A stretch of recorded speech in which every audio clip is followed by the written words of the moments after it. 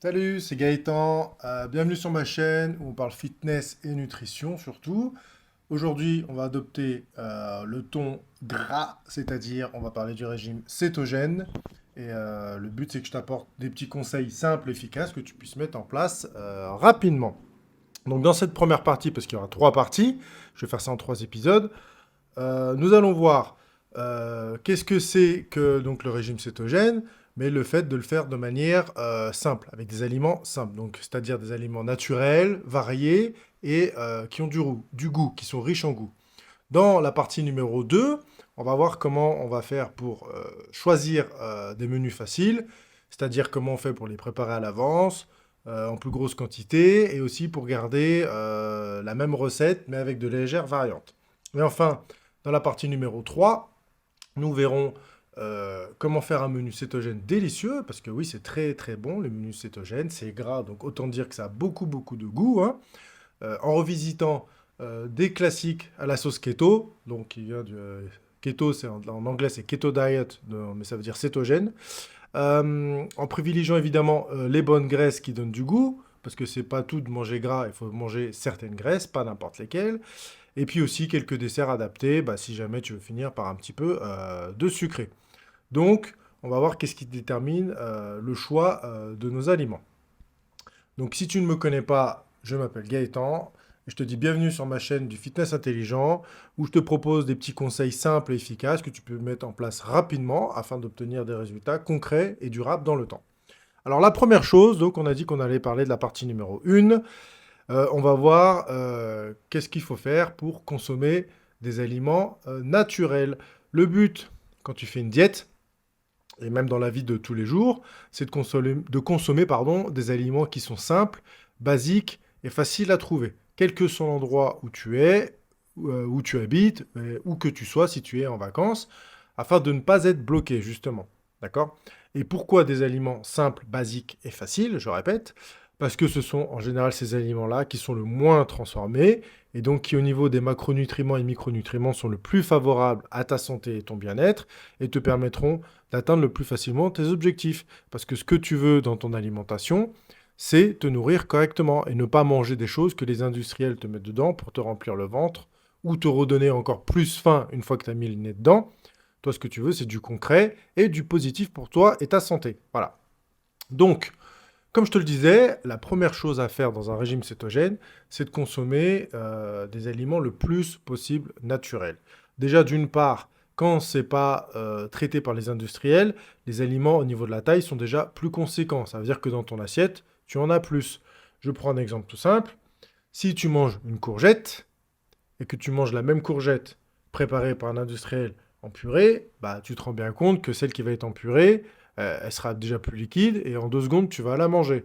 Donc ça, déjà, c'est moins intéressant pour toi. Mais c'est la même chose si je te prends un exemple de pommes de terre, du maïs, je sais pas, enfin du riz, tout ce que tu veux. Dans tous les cas, dis-toi que tout ce qui est transformé par les industriels, même si c'est du bio, parce que le bio, quoi qu'on en dise, il y a du bon et du moins bon, bah, tout n'est pas forcément positif si ça vient des industriels. Maintenant, il y a des bonnes marques.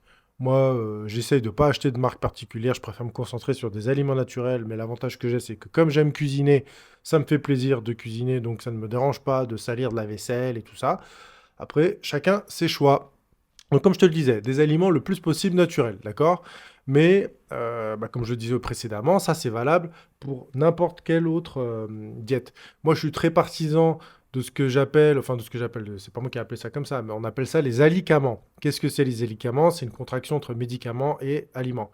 C'est-à-dire que le principe est de te soigner et de donner ce qu'il faut à ton corps au travers des aliments, sans être obligé de manger n'importe quoi et de passer par la case ah bah je vais pas bien, donc je dois prendre un médicament pour subvenir aux besoins de mon corps. Non, je préfère que mon corps subvienne à ses propres besoins au travers de mon alimentation. Bah déjà, l'alimentation, ça a quand même meilleur goût que les médicaments, donc tout simplement, et puis c'est bien plus naturel. Donc voilà. Donc comme je te le disais, c'est valable pour n'importe quelle diète, mais évidemment, ça veut dire que c'est des aliments, par exemple, qui proviennent de la ferme de ta région, si tu as la chance d'avoir des fermes locales à côté de chez toi, ou d'un petit commerce qui fait venir des aliments, de la viande, des légumes, des fruits de sa région, parce que lui traite directement avec des petits producteurs, donc c'est bien, en plus ça fait marcher le commerce local. Comme quelqu'un, bah, par exemple, je te dis, qui fait pousser ses fruits et ses légumes, et si possible de manière naturelle. Le bio, tout le monde en fait un pataquès. Moi, je suis pas forcément fan du bio. Quand tu peux manger bio, bah, c'est bien. Mais bio, ça veut pas dire qu'il n'y a pas de pesticides, ou qu'il n'y a pas d'insecticides, ou qu'il n'y a pas de produits aux hormones pour booster la croissance, ou des trucs comme ça. Donc méfie-toi. Des fois, il faut mieux aller au marché, aller acheter des produits au petit pépé ou à la petite mamie, ou enfin, je dis n'importe quoi. Pourquoi forcément un pépé et une mamie, on s'en fiche, bref. Aller au marché, acheter tes produits, et quelqu'un qui les fait pousser naturellement avec du crottin de cheval, enfin tu vois, du fumier, ce genre de trucs là, et qui va pas forcément mettre de pesticides. Alors c'est sûr que tu auras des carottes, laisse tomber, elles vont partir en one again. Tu auras des courgettes, tu n'auras jamais vu ça de ta vie, elles vont faire 3 kilos. Bah, c'est sûr que comparé aux toutes petites courgettes que tu achètes à Carrefour ou Casino qui font 200 grammes, ça va te paraître étrange. Mais si tu laisses la nature faire, tu verras qu'il y aura des très très bons produits et que la nature n'est pas parfaitement symétrique. Et c'est pas parce que c'est pas parfaitement symétrique et que ça fait pas joli que le produit n'en est pas moins bon. Au contraire, des fois même. Donc, si c'est pas possible, eh ben tout simplement, du surgelé, ça fera le taf. Du surgelé, ça fera l'affaire. Comme on dit, il faut mieux du bon surgelé que du mauvais frais, d'accord? Donc ça marche aussi bien en fruits, en légumes qu'en viande. Maintenant, tout ne se vend pas. Je sais que j'ai déjà acheté des fraises surgelées. Franchement, c'est dégueulasse. Ça rend que de la flotte et au moment où tu essaies de les laisser décongeler, ça marche pas du tout. Alors que des myrtilles, un mix de myrtilles, de framboises, de mûres, tout ça, ça marche vraiment très très bien. Ça, si c'est congelé, il n'y a pas de problème là-dessus. Pour les petits fruits, par exemple. Donc après, comme je le disais, bah, le but, ça sera d'essayer de consommer le maximum de produits, ce qu'on pourrait dire issus de la terre. Donc tu vas éviter tout ce qui vient de l'industrie agroalimentaire, parce que déjà, tu sais pas forcément ce qu'il y a dedans. Et même quand tu lis un peu les étiquettes, des fois, tu as des produits chimiques, des colorants, des additifs pour la texture, des épaississants, des conservateurs, enfin, tu as tout un tas de trucs. Tu te demandes ce que ça fait là, et tu sais même pas forcément à quoi ça sert en plus, quoi. Donc, d'une manière générale, évite tout ce qui est sous plastique. Un peu à l'exemple, des fois, moi, je me souviens dans mes souvenirs, de la bouffe de cuisine, d'accord? Tous ces plats un peu dégueux. Je parle de ça maintenant, je me souviens quand j'étais petit, j'étais, je crois, en CP ou CE1, donc c'est pour dire, je m'en souviens, ça m'a marqué l'esprit. J'adore les frites. C'est d'ailleurs pour ça que maintenant je n'ai jamais aimé les frites molles. Ils nous servaient des frites dans une barquette plastique, donc recouvert d'un film plastique pour le chauffer, et les frites étaient passées au micro-ondes. Non mais où est-ce que t'as vu qu'on mange des frites qui sortent du micro-ondes, quoi? Franchement. Donc les frites molles, je ne peux plus les voir. D'ailleurs, c'était dégueulasse, je ne les mangeais pas à l'époque et je ne les mange toujours pas. Mais tout ça pour dire qu'en général, tout ce qui est sous plastique, méfie-toi. Et en plus, c'est au contact du plastique, donc c'est pas forcément top. Donc c'est vrai que j'ai des mauvais souvenirs de la primaire par rapport à ça, mais bon, maintenant c'est du passé. J'ai un air fryer, maintenant je peux faire des super frites, mais des frites au four aussi, ça fait l'affaire. Donc ou oublie même tout ce qui reste intact au bout de 5 ans, hein, comme ton paquet de gâteaux que tu as acheté, le truc, s'il y a la guerre là, Walking Dead, tu laisses ton paquet caché dans la terre, tu reviens 2 ans après, 3 ans après, tu le déterres, le paquet il a pas bougé, ou alors comme du McDo quoi, hein. T'as déjà vu cette vidéo sur YouTube où le mec il laisse un burger et des frites sous une cloche en verre, même pas forcément super bien hermétiquement fermé. Bah, quand il revient, le truc c'est un petit peu ramolli, un petit peu dégonflé, mais franchement, ça a bonne gueule quoi. Tu peux croire qu'il sort pratiquement du McDo. Et c'est bien ça le problème d'ailleurs.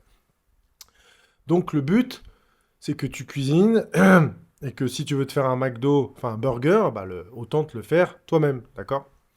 Donc c'est sûr qu'il y a des choses que tu vas devoir pardon, éliminer de ta liste de courses. Ça, c'est impératif.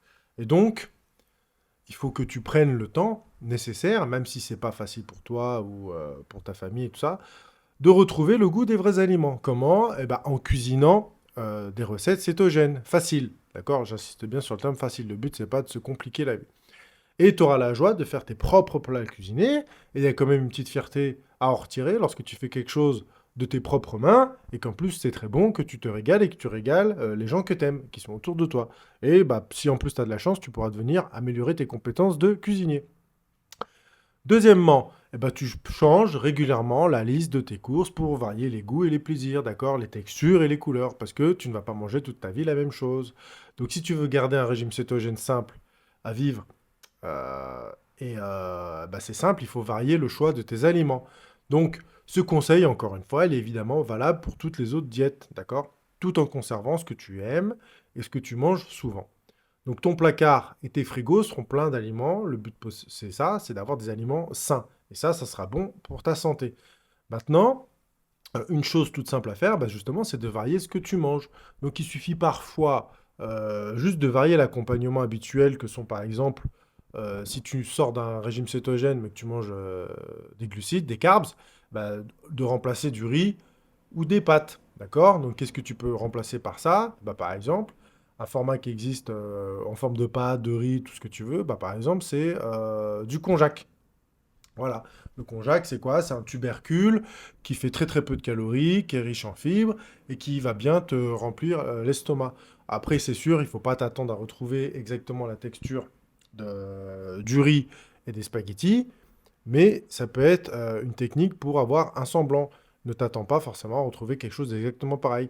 C'est comme le fait de vouloir faire des pizzas cétogènes.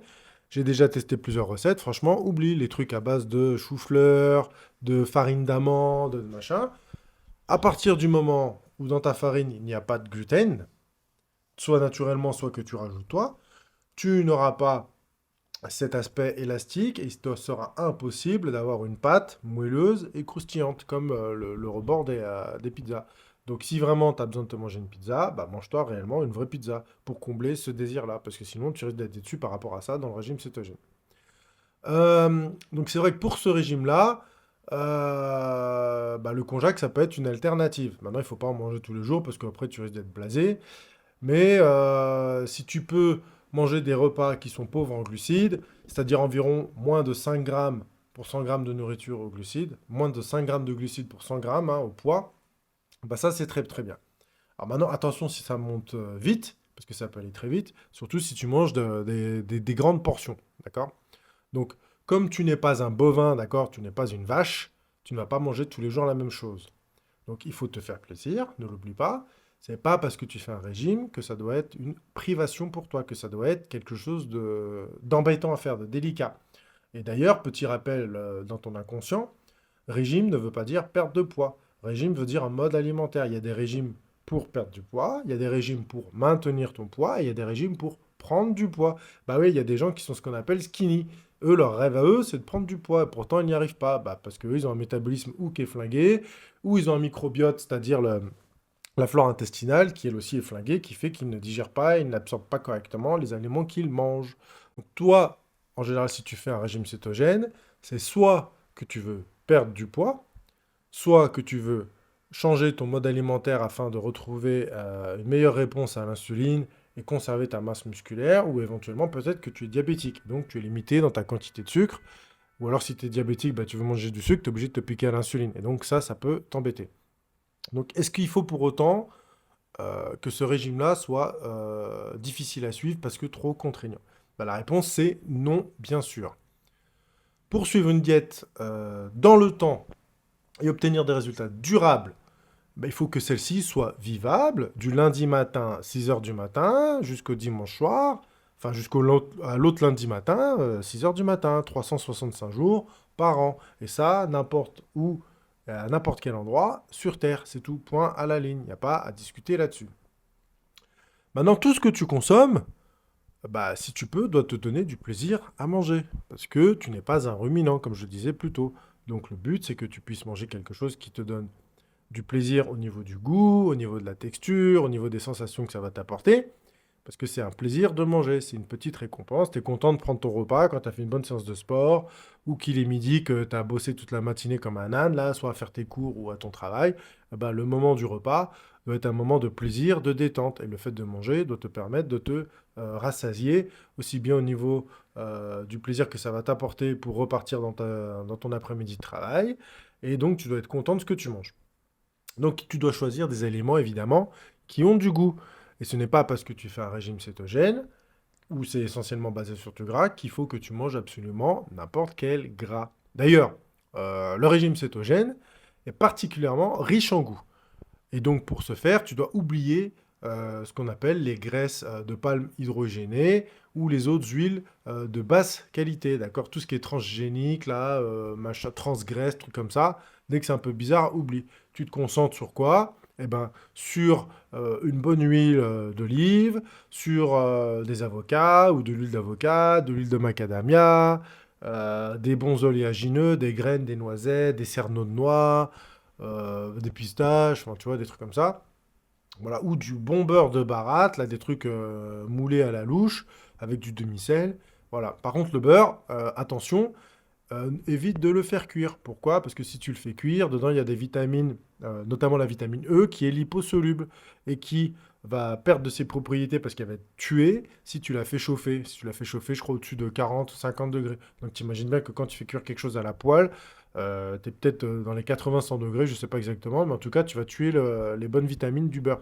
Donc, ton beurre, mange-le plutôt le matin en tartine sur tes biscottes ou, je sais pas, sur ton pain, ou fais-le fondre sur tes brocolis, ton chou-fleur, tes haricots verts, ce que tu veux, tu vois. Voilà, ça, il n'y a pas de souci là-dessus. Ou encore, bah, un truc super que j'ai mangé dernièrement chez la tante de ma femme, de la graisse d'oie.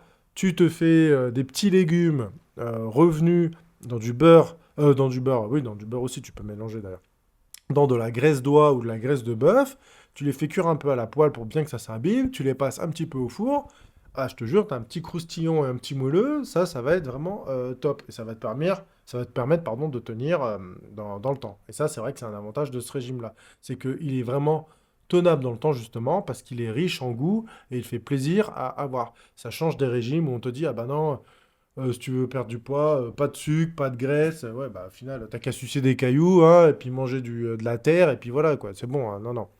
Quand tu fais un régime, si tu veux le tenir dans le temps pour qu'il soit tenable, justement, il faut qu'il soit apprécié par toi et par ceux qui t'entourent. Comme ça, tu peux en faire profiter vraiment tout le monde.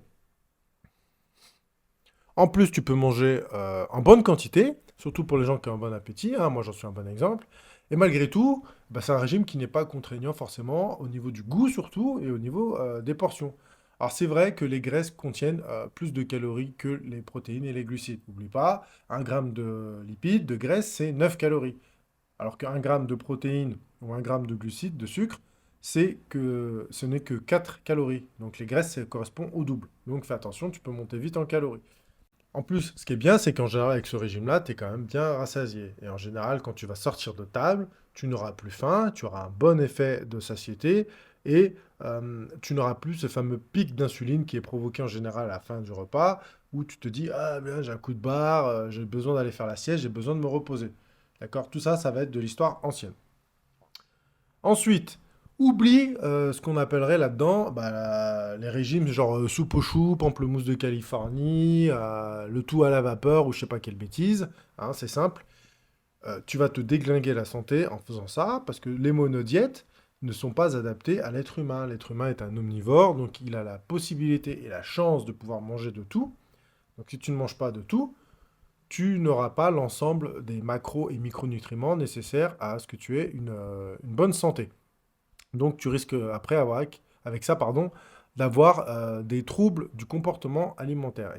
Parce que c'est vrai qu'un gros avantage de ce régime, c'est que tu peux mettre des aliments gras. Et n'oublie pas que dans ton assiette, quand c'est très gras et avec un goût de folie, bah bien sûr que ça va te donner faim, tu vas vouloir en manger. Donc le matin, à l'époque on disait ouais il faut pas manger gras, le cholestérol et tout, c'est bidon. Le matin, tu peux t'enfiler des œufs avec le jaune d'œuf, bien sûr. D'ailleurs, si tu veux assimiler correctement les protéines de l'œuf, il faut manger le blanc et le jaune. Si tu manges que le blanc, c'est bien, mais ce n'est pas optimal. Eh ben, tu peux te faire tes œufs avec du bacon. 2-3 œufs avec du bacon. Ah, bien sûr, je te dis des portions comme ça, c'est ce que moi je me ferais. Mais je ne suis pas à ta place. Donc tout ça, évidemment, ça va mettre en relation avec tes objectifs de perte de poids, de conservation de masse musculaire, ou de prise de poids, si tu veux prendre du poids, voilà. D'accord? Si tu es en prise de masse. Et tu manges ça avec ton petit café, ton thé, je sais pas quoi, voilà. Donc, il faut se faire plaisir, d'accord? Le gras, enfin les graisses, les lipides, sont nécessaires à la vie, tout comme les protéines, alors que les glucides ne sont pas obligatoires, ils sont facultatifs. Qu'est-ce que je veux dire par là? Ton corps a besoin de sucre, a besoin de glucides. mais tu n'es pas obligé de les avoir au travers de ton alimentation. Et c'est ça le bienfait du régime cétogène. C'est-à-dire quoi? C'est-à-dire que ton corps a la capacité en interne de fabriquer du sucre à partir des graisses et des protéines. Parce qu'il y a des organes dans ton corps qui sont obligés de fonctionner avec du sucre, comme le sont par exemple les globules rouges ou ton cerveau. Même si c'est à plus petite quantité, il y a quand même une partie qui est obligée de fonctionner avec du sucre. Donc même si tu n'en manges pas, bah, c'est pas grave. Ton corps va les fabriquer et donc pas de souci à ce niveau-là. Le seul hic par rapport à ça, c'est qu'on va te faire croire que les glucides c'est indispensable à la vie, que si tu les manges pas, tu vas péter un câble. Et c'est les recommandations de l'État. Même quand je faisais mon début d'études en diététique, bah, j'ai bien vu hein, les portions 50-60% de trucs qui viennent du blé, du pain, des biscottes, ce que tu veux, un petit peu de protéines, très très peu de graisse et tout. Mais en fait, ça, pour moi, c'était un petit peu bidon. Donc, merci au lobby céréalier, parce que c'est pour leur avantage, évidemment. On va forcer les gens à manger plus de céréales si les industriels en fabriquent et que ça leur apporte plein d'argent. On va dire que c'est ça qui est bon pour la santé. Donc, méfie-toi, si un jour tu vois des études, regarde bien par qui est faite l'étude, parce que si tu regardes une étude sur le blé, et qu'elle est faite par quelqu'un qui fabrique du blé, il y a de fortes chances, hein, à mon avis, il y a 99,9% de chances qui te disent que le blé, c'est très bon pour ta santé. Petit coup de café. Petit café au lait avec un peu de... Petit aparté. Petit café au lait avec un peu de vanille et de... J'ai oublié le nom de cannelle. Un délice pour ta glycémie, c'est parfait. Qu'est-ce qu'on disait? Donc... Alors, c'est vrai qu'il y a peu de gens qui savent que le gras, eh ben, c'est ce qui retient le goût, d'accord? Quand tu manges un steak haché à 5%, déjà, il va coller à ta poêle, donc ça, c'est un peu embêtant, mais surtout, il aura beaucoup moins de goût. Donc, si tu prends un steak haché à 15%, lui, déjà, tu n'auras pas forcément besoin de mettre matière grasse dans ta poêle, il va pas coller à la poêle, et il aura beaucoup plus de goût. Alors que le steak à 5%, tu seras pratiquement obligé de mettre une petite sauce, un peu de ketchup, ou je sais pas, de la mayo, de la moutarde, pour donner de la saveur à ta viande. Sinon, elle risque de te paraître un petit peu fade. Donc, il va falloir que tu rajoutes des condiments. Donc, à moins que tu sois un loup, quoi, un vrai carnivore, bah là, ok, ça peut passer pour toi. Mais n'oublie pas que plus il y a de matière grasse, plus la viande sera goûteuse. D'ailleurs, si tu ne le sais pas, moi j'adore la viande, j'en ai jamais mangé, mais une des meilleures viandes au monde, c'est quoi? C'est ce qu'on appelle le bœuf de Kobe. Et le bœuf de Kobe, c'est une viande qui est vraiment ce qu'on appelle persillée, parce qu'elle est très rouge, avec plein de taches blanches, et ces taches blanches-là sont de la graisse. Et c'est une viande qui doit peut-être au moins être entre 30 et 40% de matière grasse. Et pourquoi c'est une des meilleures viandes au monde?